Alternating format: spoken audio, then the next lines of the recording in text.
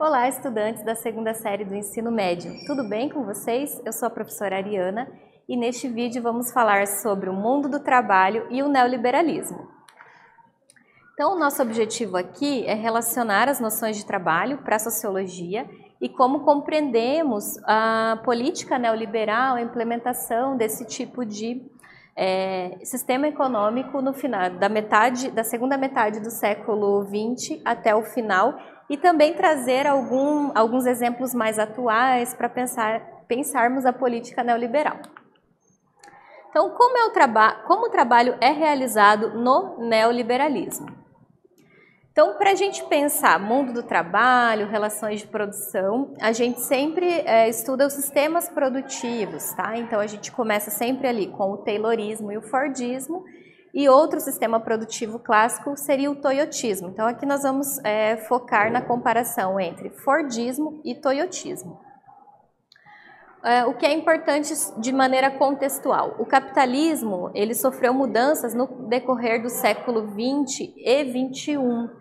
Tá? Então, essas mudanças nesses sistemas produtivos que nós vamos comparar. Veremos então as diferenças entre capitalismo na produção fordista, na primeira imagem, e o capitalismo na produção just in time, no tempo certo, associado ao neoliberalismo, que um exemplo clássico é o toyotismo, mas também tem outros sistemas produtivos incluídos nessa categorização aqui do just in time ou sistemas flexíveis de produção. Tá? Então, aqui na primeira imagem, vamos lembrar das características do Fordismo, a esteira mecânica, os trabalhadores enfileirados, bastante gente no ambiente da fábrica, atuando na montagem ali dos produtos. E no toyotismo, vamos pensar aqui a respeito da robótica, do desenvolvimento da tecnologia, automação industrial. Então, aqui nós temos poucos trabalhadores dentro da linha de montagem e um protagonismo das máquinas, desse sistema robótico aqui na montagem dos carros. Então, aqui vamos ter um quadro comparativo. Então, se você pensar lá, produção fordista, começo do século XX, então a realização de uma única tarefa pelo trabalhador, ou o que a gente chama de tarefas simples e repetitivas, ficar em frente à esteira mecânica por horas e horas apertando o parafuso, cumprindo tarefinhas muito fáceis de se aprender. Tá? O pagamento também baseado em critérios de definição do emprego, um alto grau de especialização de tarefas. Então, as pessoas eram especializadas em tarefas simples e repetitivas, mas não tinham dimensão de outras atividades produtivas que estava relacionado ali ao ambiente da fábrica, vamos dizer assim. Já na produção just in time, o trabalhador ele assume múltiplas tarefas, tá?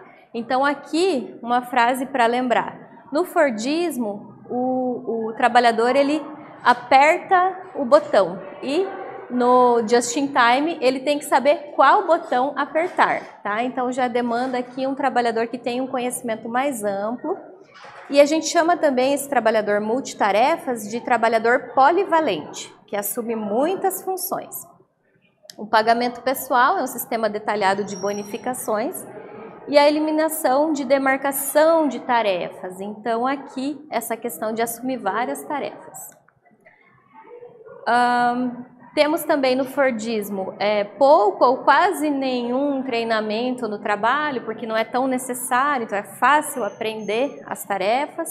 A ênfase na redução da responsabilidade do trabalhador, então tem toda uma questão do disciplinamento desse trabalhador fordista, tá? Aquele trabalhador regrado, mas é um trabalhador que também abordamos o quanto que a mão de obra dele, por ser pouco especializada, ela é facilmente descartada, tá? Então, se a gente for olhar para outro sistema produtivo, ao lado nós temos uma organização mais horizontal do trabalho, não há tanta hierarquia, porque esses trabalhadores que estão ali naquele ambiente da montagem, todos eles têm que compreender todos os processos produtivos.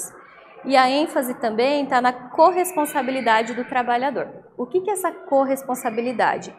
Tem a ver com o controle de qualidade dos produtos que saem da fábrica. Então, é uma das características do toyotismo ter círculos de controle de qualidade nos ambientes de produção. Então, essa responsabilidade também está na mão desse trabalhador. Então, a produção just in time, ela vai sofrer o impacto, obviamente, da tecnologia e as modificações em toda a estrutura produtiva. Então, aqui a gente vai ter uma primeira atividade para pensar essa mudança aqui do sistema fordista para o toyotista, por exemplo. A acumulação flexível, como vou chamá-la, é marcada por um confronto direto com a rigidez do fordismo. Ela se apoia na flexibilidade dos processos de trabalho, dos mercados de trabalho e dos produtos e padrões de consumo. Então, essa palavra flexível aqui é bem importante para nós. É importante compreendê-la. Então, aponte as principais características do trabalho no capitalismo de produção just in time, ou conhecido popularmente como toyotista.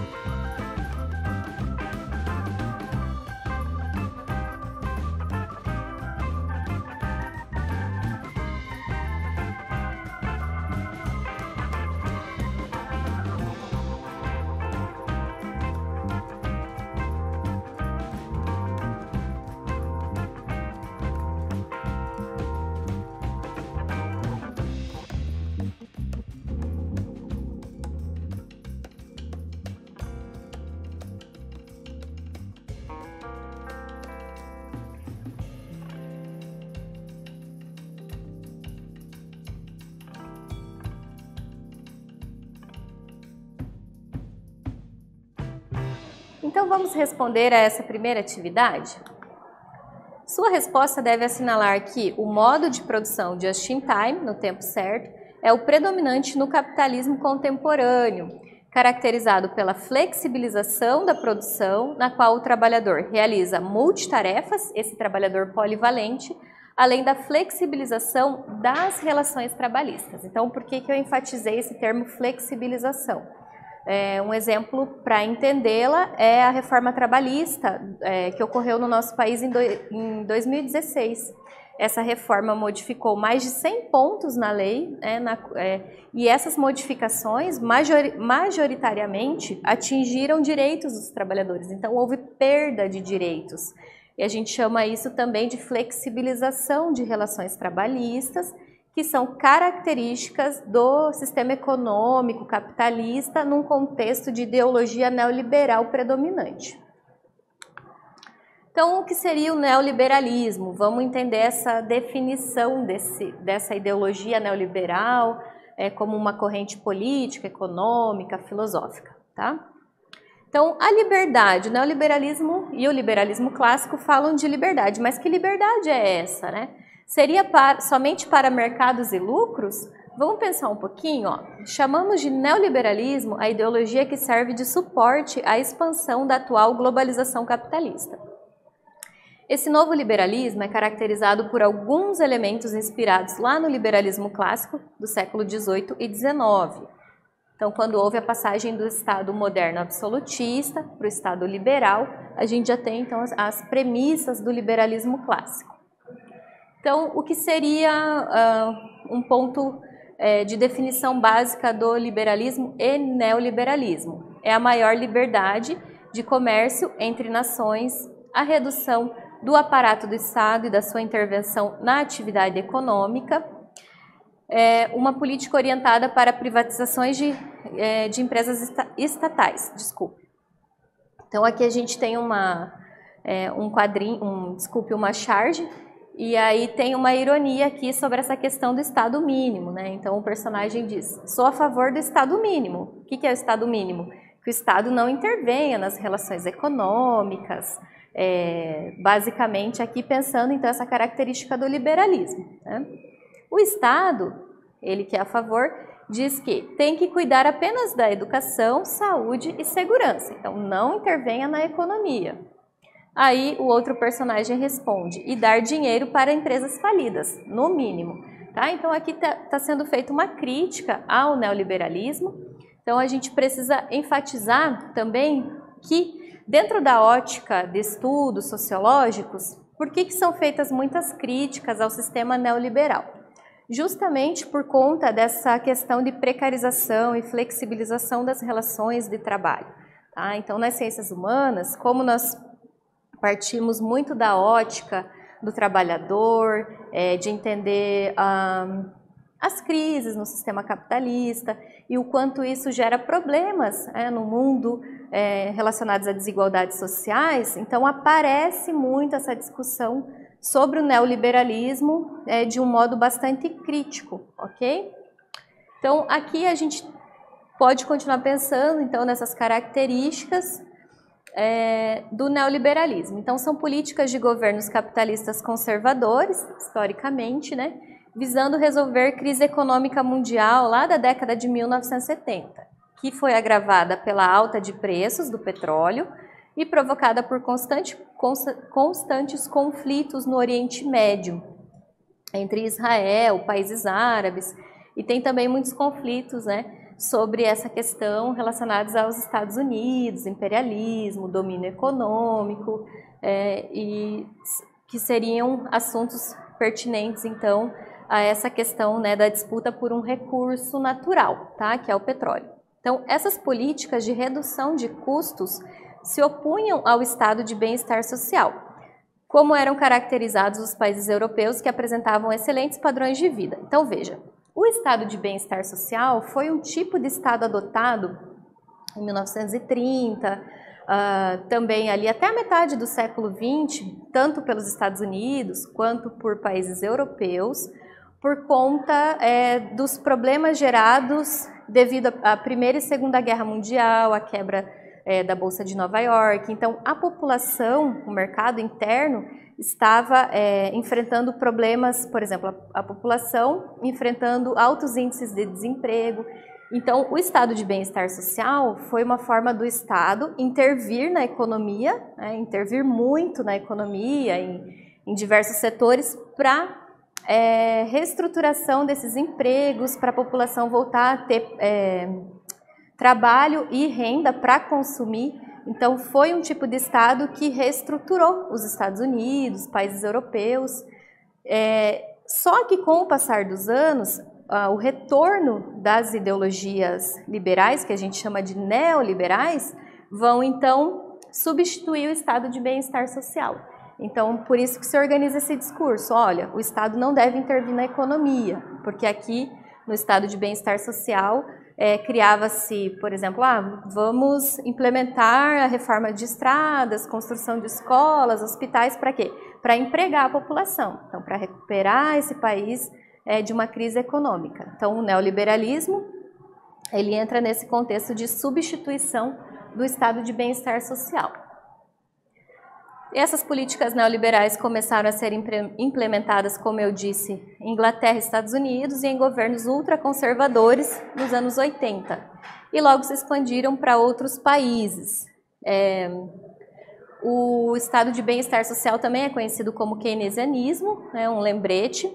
E em 1989 houve o Consenso de Washington, que foi um marco então para a substituição do estado de bem-estar social e a passagem para o novo liberalismo. O que foi o Consenso de Washington?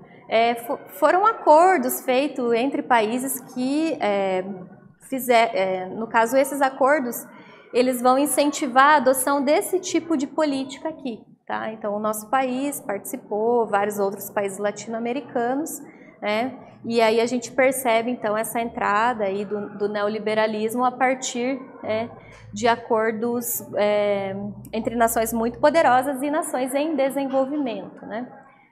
Então, veja as características: limitação de despesas do Estado, estimulando o fim de subsídios à agricultura ou à indústria, liberalização do mercado financeiro, liberalização do comércio, favorecimento de investimento estrangeiro, privatização de empresas estatais, que é um carro-chefe do neoliberalismo, introdução da concorrência nos diversos setores da economia, a garantia legal do direito de propriedade com respeito às patentes e a reforma tributária e trabalhista. Então, para entender os impactos do desenvolvimento do neoliberalismo, é preciso entender a história de cada país que adotou, que foi influenciado pelo Consenso de Washington, e avaliar em que medida essas políticas contribuíram para melhorias na questão de vida, de direitos sociais básicos para a população, e, por outro lado, também trouxeram consequências.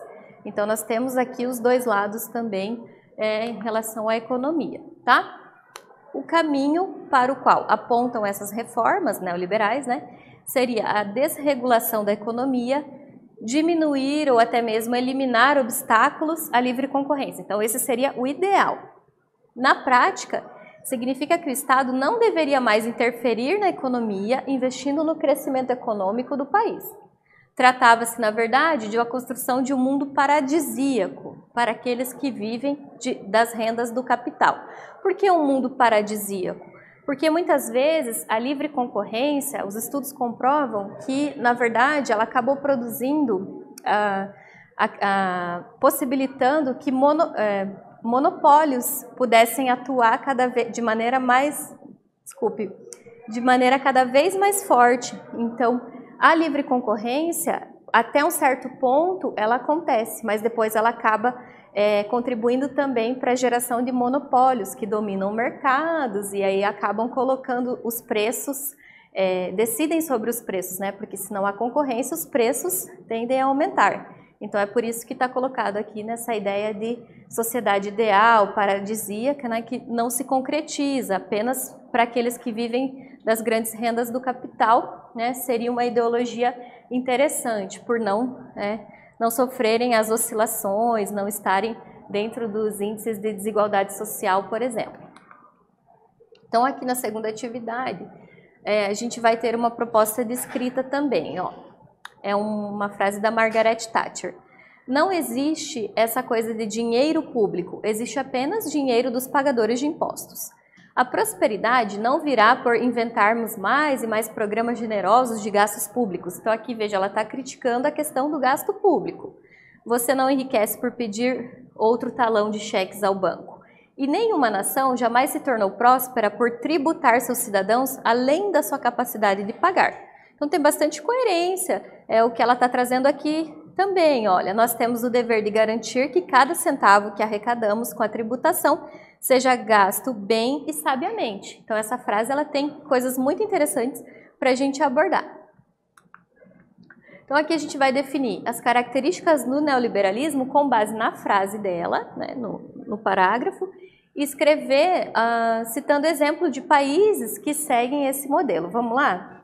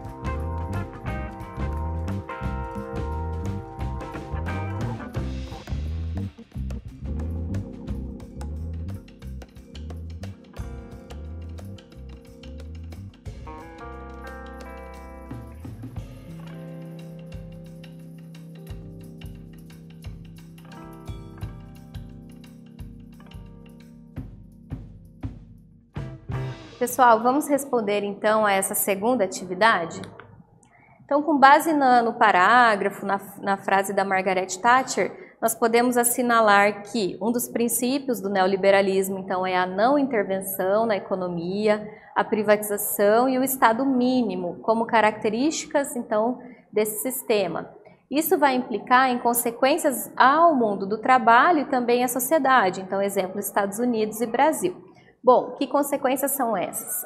A questão da flexibilização das leis de trabalho. É um exemplo clássico, existem outros, mas aqui podemos citar apenas esse porque esses sistemas produtivos ali, como o toyotismo que discutimos, ele vai trazer para o trabalhador uma sobrecarga, então esse trabalhador polivalente, e agora mais atualmente nós temos legislações e formas de trabalho no qual o trabalhador nem tem vínculo com a empresa a qual ele representa. Então, muitas vezes, ele está vivenciando ali um tipo de trabalho formal, informal, mas no qual ele tem toda a responsabilidade de assumir, de arcar com despesas, enfim, ele não tem uma seguridade nessa questão de direitos e do vínculo com o seu trabalho, tá? Ou com a empresa a qual ele representa. Outro exemplo seriam as terceirizações, que são recentes, características também desse avanço do neoliberalismo, e sabemos que os trabalhadores terceirizados, eles também enfrentam têm salários menores, tem uma questão também de ter seus contratos de trabalho com tempos curtos, então são consequências mesmo para os trabalhadores esses aspectos do neoliberalismo. Então, uma retomada, né? Nessa aula nós discutimos algumas características do neoliberalismo e seus reflexos no cotidiano, de maneira crítica aqui para a sociologia. Aqui estão as referências. Então é isso, neste vídeo nós falamos sobre o neoliberalismo e o mundo do trabalho, eu espero que vocês tenham gostado e até breve.